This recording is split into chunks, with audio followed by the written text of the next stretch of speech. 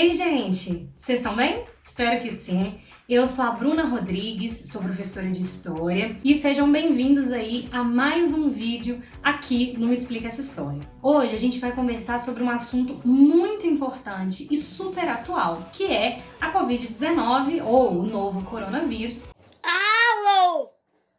É coronavírus? E fazendo um paralelo com essa pandemia e a pandemia da gripe espanhola. Então vai ser uma aula super importante, não só para o contexto histórico, mas também geopolítico, para atualidades e também para te ajudar aí a construir uma boa redação, aumentando aí o seu repertório. E lembrando que é um tema super plausível para a redação do Enem. Então vamos lá?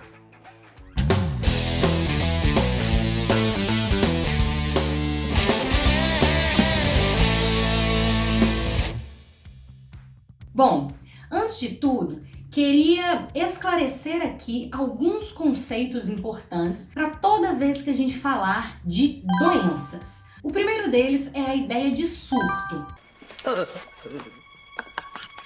O surto é quando a gente tem um aumento muito grande e muito inesperado dos casos de uma doença em uma determinada região. A epidemia é quando essas regiões aumentam. Então é como se a gente tivesse vários surtos em uma determinada região, aumentando ainda mais o número de casos. Já a pandemia é quando essa epidemia atinge uma escala global e vários países do mundo acabam sendo contaminados e infectados por uma determinada doença. E uma observação: a endemia, ela não é uma análise quantitativa. A gente não fala em aumento de casos. A endemia é quando a gente tem uma doença que em uma determinada região ela aparece com uma certa frequência. Por exemplo, aqui no Brasil, a febre amarela é considerada uma doença endêmica no norte do nosso país. Tranquilo? Então agora vamos relembrar um pouquinho o que foi a gripe espanhola para a gente fazer as devidas associações com essa pandemia do coronavírus.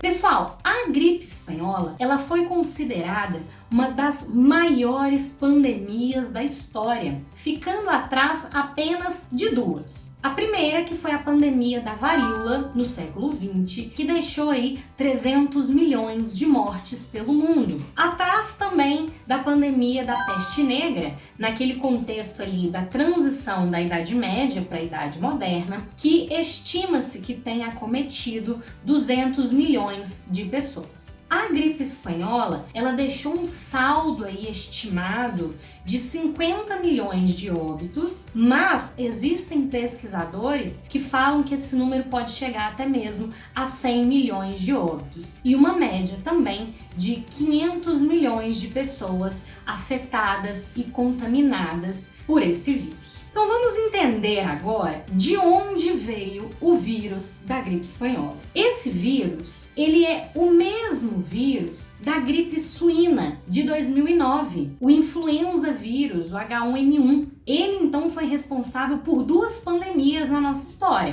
A primeira então, a gripe espanhola, e depois a pandemia da gripe suína. A gripe espanhola, ela acontece então entre os anos de 1918 e 1920. Importante esse tempo histórico, porque se a gente lembrar, 1918 é o ano que terminou a Grande Guerra, a Primeira Guerra Mundial, e tem tudo a ver com a situação da pandemia que vai ser enfrentada. Então olha só, de onde veio então esse vírus da gripe espanhola? Pô, Bruna, gripe espanhola, muito fácil, veio da Espanha, né? Não, na verdade, o nome gripe espanhola não tem nada a ver com a origem da doença. Até hoje existem pesquisas sendo feitas, porque a gente não tem nenhum dado 100% ali comprovado da origem mesmo do vírus da gripe espanhola. A teoria mais aceita é que o vírus tenha se originado na China. Tá aí a primeira semelhança com o coronavírus. Só que era um vírus que não acometia seres humanos e passou por algumas mutações, chegando nos Estados Unidos e ali sim se tornando um vírus altamente contagioso para os seres humanos. Isso é apenas uma teoria, na verdade, ela é a mais defendida entre os cientistas, mas como eu falei, não temos ainda comprovação de que essa teria realmente sido a origem do vírus da gripe espanhola. Então, a ideia por trás dessa teoria é que ali nos Estados Unidos existia, na região do Kansas, uma base médico-militar que tratava os soldados norte-americanos envolvidos na Primeira Guerra Mundial. E ali a gente tem alguns soldados que contraíram o vírus da gripe espanhola e muito rapidamente eles disseminaram ali por todo o estado e se alastrando, por diversas regiões e inclusive sendo transmitido para a França, que teria sido então o primeiro país na Europa a receber o vírus da gripe espanhola. E aí, nesse contexto então de final da Primeira Guerra Mundial, a França, em contato aí através das suas tropas com quase todos os países na Europa, acabou difundindo esse vírus pelo continente europeu, que por sua vez acabou proliferando a doença por todo o mundo. Pessoal, por que o pico da doença da gripe espanhola veio justamente a partir de 1918? A gente tem que lembrar que a Primeira Guerra, ela foi uma guerra muito estática. Foi aquela guerra que acontecia nas trincheiras, sem muito conflito direto entre as tropas, muito diferente da Segunda Guerra Mundial. Então, em 1918, a guerra acabou e esses soldados estão retornando para os seus países, para suas casas. E aí é nesse momento que o tráfego humano e toda essa transação de pessoas faz com que o vírus consiga atingir agora uma escala global de pessoas contaminadas. Tá, Bruna, então se a origem do vírus é essa, por que então que a gente chama de gripe espanhola? A verdade é que, se a gente relembrar, a Espanha não participa da Primeira Guerra Mundial. Ela é um país neutro dentro do conflito. E o que vai acontecer? A Espanha vai tratar muito abertamente dessa nova doença. E o governo espanhol vai ser muito transparente em notificar número de casos e todo o cenário agora causado aí de destruição desse novo vírus, diferentemente dos outros países, principalmente os que estavam envolvidos na Primeira Guerra Mundial. Porque a lógica deles vai ser a seguinte: gente, pelo amor de Deus, nós acabamos de passar por uma guerra. A população já está abalada economicamente, psicologicamente.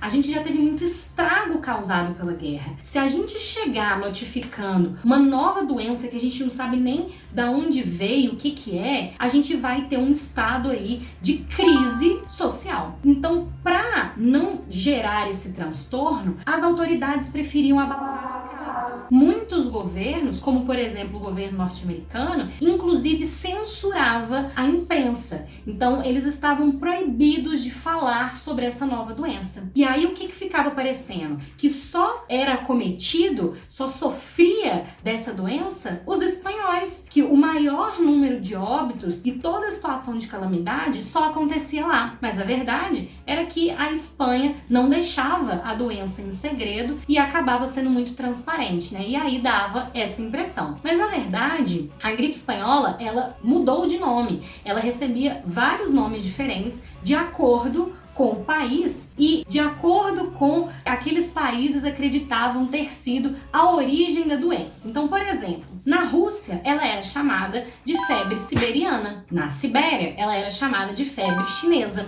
Lá na Espanha, ela era chamada de febre russa. Aqui para nós no Brasil, ela vai ser conhecida como influenza espanhola. Mas já sabemos que a Espanha não tem nada a ver com a origem do vírus. Bom, e o Brasil? Como que fica com relação à gripe espanhola? Pessoal, num primeiro momento, o nosso governo republicano não acreditava que essa doença fosse chegar no nosso país. Eles falavam, inclusive, que o oceano seria uma barreira que não deixaria essa doença passar e chegar até aqui. Vale a pena a gente lembrar que naquela época eles não tinham conhecimento sobre a doença. Eles não sabiam nem mesmo se era um vírus ou uma bactéria ou um material genético, as formas de transmissão. Isso só vai vir à tona, as pesquisas só vão começar a descobrir o material genético do vírus em 1930. Então o mundo vai viver essa pandemia sem saber de fato com o que eles estão lidando. Mas o nosso governo republicano estava, infelizmente, errado e a doença vai chegar aqui no Brasil. Lembrando que a gente participa da Primeira Guerra enviando suporte médico e essas pessoas, quando retornam também contaminadas pelo vírus da gripe espanhola. Mas antes do retorno da nossa equipe médica, a gente vai ter um navio britânico que funcionava como uma espécie de correio, o chamado SS. Ele vai chegar no Brasil e ele vai parar nos 3 principais portos do nosso país naquela época, que era os portos de Recife, de Salvador e o do Rio de Janeiro. E ele trouxe consigo uma estimativa aí de 250 pessoas dentro da sua tripulação. Resultado disso, todas essas pessoas estavam contaminadas. Então, em setembro de 1918, o vírus da gripe espanhola vai chegar no nosso país e vai deixar uma média aí de 50 mil mortes durante os anos de 1918 e 1920. E principalmente as cidades do Rio de Janeiro e São Paulo, que tinham um fluxo demográfico muito grande, vão ser aí as principais acometidas pela gripe espanhola. Agora, vamos começar a fazer algumas comparações com relação à Covid-19 ou o novo coronavírus, situação da pandemia que estamos enfrentando hoje. Só para a gente relembrar, esse novo vírus, ele foi notificado pela primeira vez pela cidade de Wuhan, na China, onde acredita-se que o vírus, que também acometia apenas animais, teria sofrido mutações e na cidade de Wuhan a gente teve então os primeiros casos de seres humanos acometidos por esse novo vírus. E aí, então, rapidamente transformando essa doença num cenário aí global de pandemia. Então, a primeira associação que a gente pode fazer é que as duas pandemias demoraram um pouco a serem levadas a sério aqui no nosso país. Porém, mesmo quando ela chega, a gente tem uma situação de muito desdém pelas nossas autoridades e não se levava ainda a sério o grau dessa nova doença. A situação muda um pouco em 1919, quando o nosso presidente da República, recém-reeleito para o seu segundo mandato, o Rodrigues Alves, ele contrai o vírus da gripe espanhola e falece antes mesmo de conseguir assumir o seu segundo mandato. Então, a morte do Rodrigues Alves em 1919 começa a levantar um pouco mais a atenção, não só da imprensa, como da própria população com relação à seriedade dessa doença. E hoje aqui no Brasil, a gente também enfrentou algo muito parecido. Num primeiro momento, a gente não acreditava que essa doença pudesse chegar aqui e uma vez que essa doença chega, a gente teve também muito descaso por várias autoridades do nosso país, inclusive por acreditar que se tratava apenas de uma gripe. Então a gente demora um pouco também a ter essa nova doença sendo levada a sério. E apesar de ainda hoje termos várias pessoas que não acreditam na seriedade do coronavírus e de todo o estrago que ele pode causar dentro de um país, dentro de uma sociedade. Uma outra comparação também é que nos dois casos, tanto há 100 anos atrás quanto hoje, houve uma ideia de se culpabilizar alguns países pela nova doença. Na época da gripe espanhola, quando ela surge para o mundo, a primeira coisa que os países vão falar é que quem causou essa doença foi a Alemanha. Lembrando que a Alemanha, ela foi a perdedora da Primeira Guerra Mundial, inclusive foi duramente humilhada pelo Tratado de Versalhes e teve que assinar lá, inclusive, a responsabilidade, Ela se assumiu enquanto culpada por causar aí essa primeira grande guerra. Então, quando essa doença vem à tona, a primeira coisa que os outros países vão falar é que isso foi um revanchismo, uma vingança alemã e que supostamente os alemães teriam manipulado essa doença em laboratório, engarrafado garrafas ali com o o vírus ou a bactéria, eles não sabiam ao certo. E aí, dentro dos submarinos alemães, eles paravam ali nos litorais de alguns países, arremessavam essas garrafas e disseminavam a doença para poder gerar aí morte de diversas pessoas. Mas nada disso foi comprovado. Como a gente falou aqui, a teoria mais aceita da origem da doença é outra. Não tem nada a ver com a Alemanha, pelo menos não que a gente saiba, né? E hoje também, em 2020, quando essa doença atinge a escala global, o coronavírus, muitos norte-americanos culpabilizaram a China, alegando inclusive que o vírus teria sido produzido em laboratório e espalhado pelo mundo aí pelos chineses,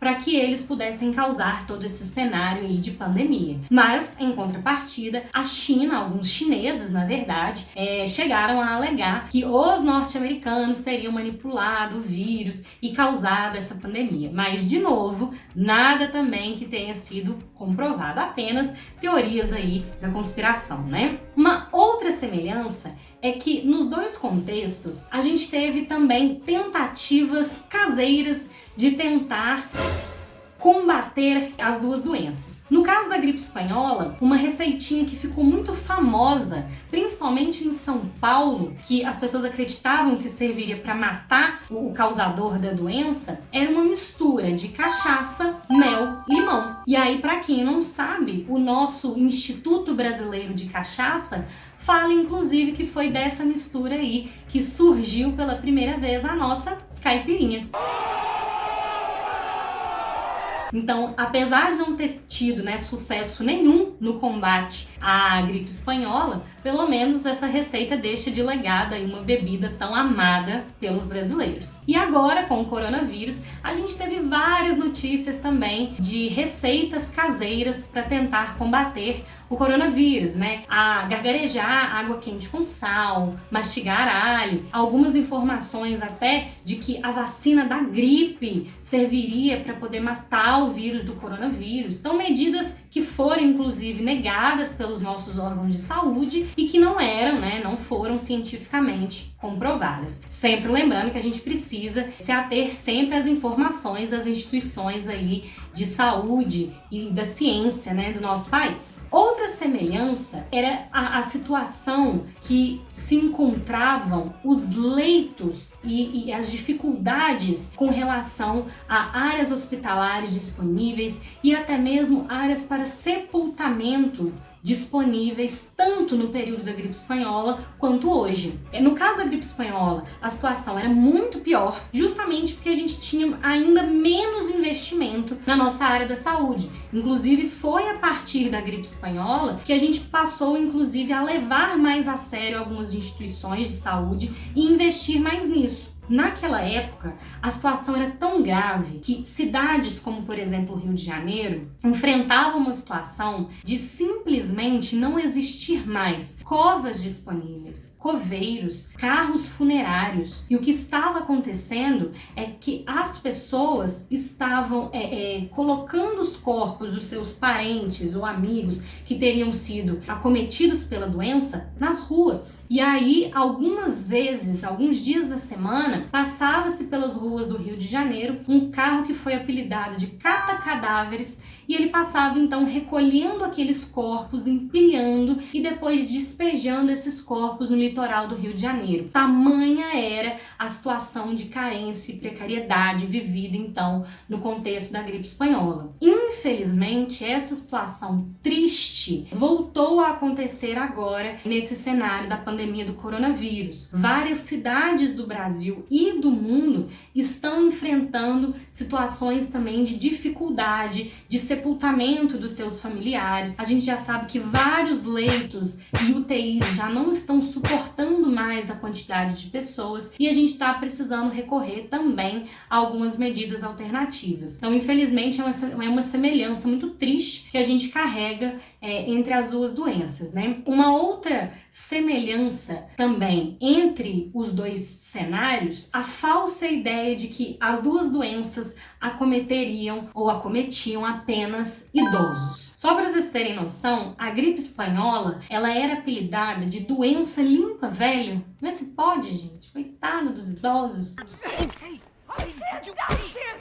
acreditava que só idosos seriam acometidos pela gripe espanhola. Informação muito errada, porque a faixa etária mais atingida pela gripe espanhola foi jovens e adultos entre 20 e 40 anos, justamente por ser uma faixa etária muito ativa na questão trabalhista. Então a gente tinha ali fluxos de pessoas dentro de fábricas, dentro de espaços ali fechados. Como a transmissão era muito fácil, assim como a do coronavírus, através de espirros, de tosse, etc., rapidamente a gente tinha ali as pessoas sendo contaminadas. Ainda hoje, apesar da gente saber que os idosos são o grupo de risco, existem muitas pessoas e informações incorretas de que só idosos conseguem contrair o coronavírus, o que é errado, porque apesar deles serem sim o grupo de risco, a gente tem vários casos no Brasil e no mundo de jovens que vieram a óbito pelo coronavírus. Então também sempre certificar as fontes e as informações dessas doenças,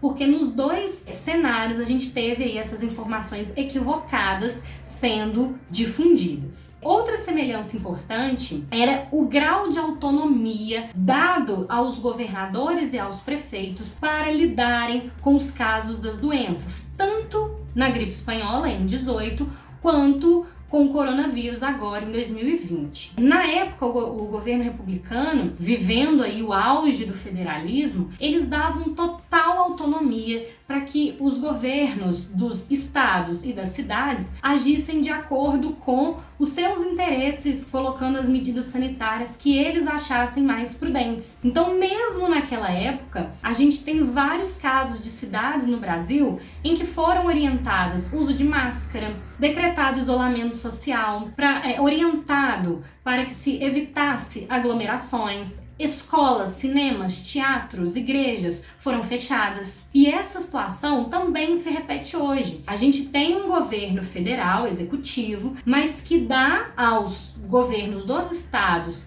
e das cidades autonomia para implementarem medidas sanitárias de acordo com o interesse deles. É por isso que hoje a gente percebe cidades no Brasil, por exemplo, decretando lockdown e outras cidades, por exemplo, já começando a flexibilizar o isolamento, justamente porque existe essa autonomia dos poderes, executivos, para que eles julguem as medidas que acharem necessárias. Bom, apesar da gente ter muita semelhança entre as duas doenças, é interessante a gente pontuar algumas diferenças. A primeira delas, a que a gente já falou, na verdade, o avanço científico que a gente tem de 1918 para 2020. O contexto da gripe espanhola foi marcado, então, por uma pandemia desconhecida, em que as pessoas enfrentaram uma doença sem saber o que estavam enfrentando. Diferentemente de hoje, a gente já tem um avanço científico muito grande que nos permite ter muito acesso a diversas informações.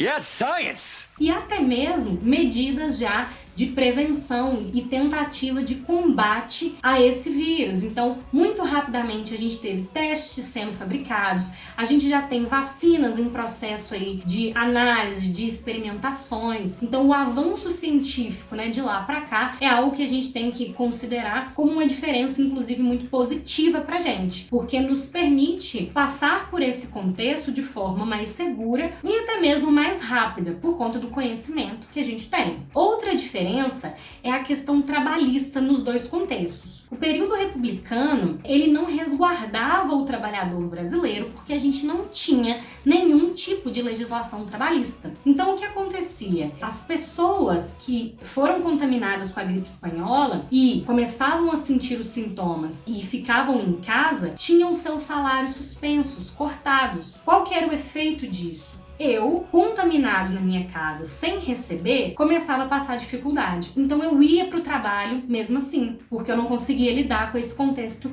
de crise econômica. Ao ir para o trabalho, eu gero aí todo um cenário de contaminação, porque eu espalho todo o vírus que eu porto para as pessoas ali que eu entro em contato. Hoje, apesar da gente ter tido algumas flexibilizações nas nossas leis trabalhistas, a gente tem muito mais mais resguardo com relação a essa questão de saúde, né? Várias pessoas conseguem aí, mesmo lidando com o tratamento da doença, receber, porque a nossa legislação garante aí toda a assistência médica ao trabalhador formal. Então, é uma diferença também entre os dois cenários. Inclusive, se relaciona também com uma outra diferença, que é o contexto econômico dos dois períodos. Lembrando que o nosso período republicano, ele era muito marcado pelo liberalismo. Então, o governo federal, ele não interferia economicamente falando através de tentativas de melhorar a situação dentro do país causada aí pela gripe espanhola. Hoje, que a gente já vive o contexto do neoliberalismo, a gente tem várias medidas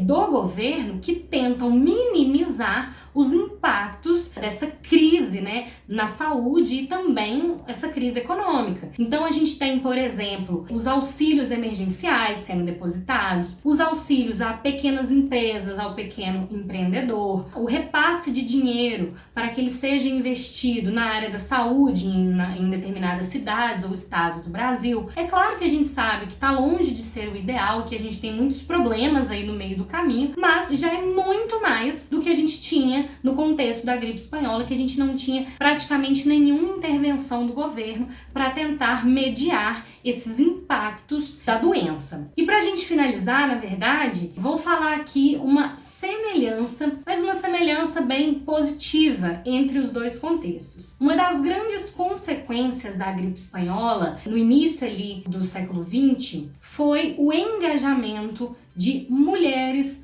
no corpo de enfermagem, e elas foram a linha de frente do combate à gripe espanhola, e lembrando que elas não sabiam nem com que tipo de doença elas estavam lidando, né, nem a forma de transmissão daquela situação, daquela doença, e encararam ali a linha de frente da batalha contra a gripe espanhola, sendo fundamentais para que a gente conseguisse lidar com aquele contexto. E essa situação se repete hoje, né? A nossa equipe médica, a nossa equipe de saúde, médicos, enfermeiros, infectologistas, epidemiologistas, eles são também hoje os nossos heróis aí, estão dia após dia no fronte de batalha, lidando com essa situação e encarando uma situação extremamente grave, colocando a própria vida em risco para que a gente consiga passar por esse contexto. Então, mais uma vez, a gente tem aí sendo colocado em xeque pra gente a importância, a relevância do nosso sistema de saúde, que está aí sendo primordial, mais uma vez, para que a gente consiga lidar com os efeitos dessas pandemias. Então, inclusive, eu deixo aqui, né, em nome de todos os brasileiros, em nome do canal, o nosso muito obrigada à nossa equipe de saúde, à nossa equipe médica, que estão aí arriscando as próprias vidas para que a gente consiga passar por essa situação o mais breve possível, né? Vocês são aí definitivamente os nossos heróis. E lembrando, se eles estão fazendo isso por nós, vamos cada um fazer também a nossa parte por eles, né? Então, seguir as orientações das equipes médicas, dos nossos órgãos de saúde e fazer a nossa parte para que a gente saia dessa situação o mais breve possível, porque eu tenho certeza que isso tudo vai passar. Então, se você gostou dessa aula, se eu te ajudei de alguma forma, manda esse vídeo para todo mundo que você gosta, que você acha que deveria aprender um pouquinho sobre esse assunto tão importante. E se você gostou, deixa o seu like. Se você ainda não é inscrito no meu canal, aproveita, inscreva-se, comente o que você achou e eu te espero para nossa próxima aula. Um beijo e até lá!